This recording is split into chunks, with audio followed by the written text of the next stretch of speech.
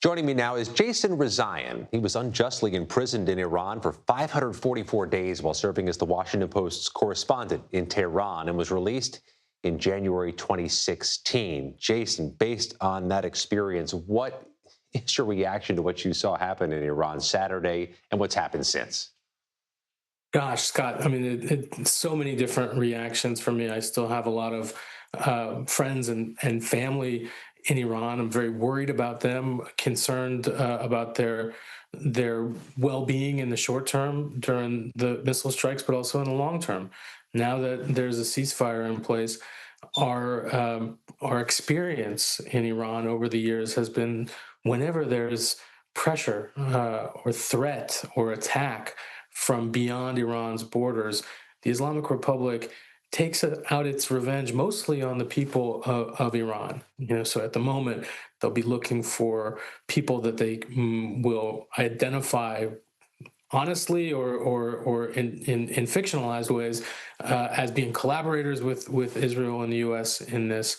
And so I worry about the ongoing suffering of people in Iran. And I guess, for most people, that would be burying the lead of the big geopolitical shift that's taken place.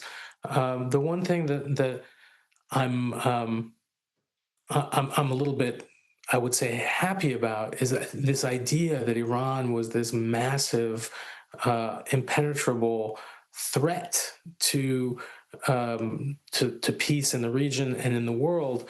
I think we've kind of diffused that narrative. Iran is certainly an authoritarian state, done a lot of terrible things to the United States, to our allies, but also, to its own people.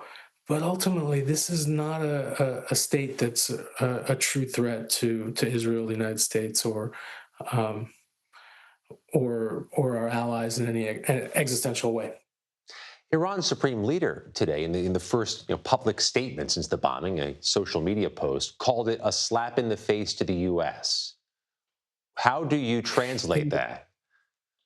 So, when you are dealing with authoritarian ideologues like Ali Khamenei, the supreme leader of Iran, uh, part and parcel of their identity and of their public posturing with their own population is to frame everything as a victory. I don't see how there's anything that Iran achieved except losing its air defenses and much of its nuclear program. And I think the meager response to the U.S. bombing raids on Iranian nuclear sites, the 12 missiles that Iran fired at our base in Qatar in a very choreographed way, just indicates that they're trying to say uncle without saying uncle. Why are they so hell-bent on getting a nuclear weapon? Why go through all of this over years, if not decades? To be honest with you, Scott, I don't know that I agree that they're hell-bent on getting a nuclear weapon. I think they are hell-bent on having the technology and the capability to do so, but crossing over that line of actually weaponizing, I don't think it's in their interest. And these are not crazy people. They have a ideology and a worldview that's very different than our own, and very fanatical and radically religious. But at the end of the day, their moves have been pretty pragmatic, by and large over the years.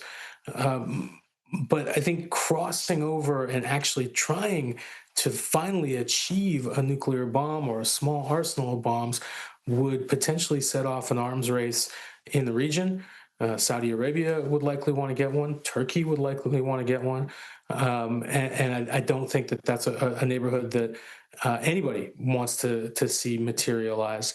So, I think there is a national element of this. This Islamic Republic has always positioned itself as neither East nor West, its own brand of system that is flying in the face of the United States and the global order, not very effectively, and at the expense of their economy and the freedom of their people for the last 46 years.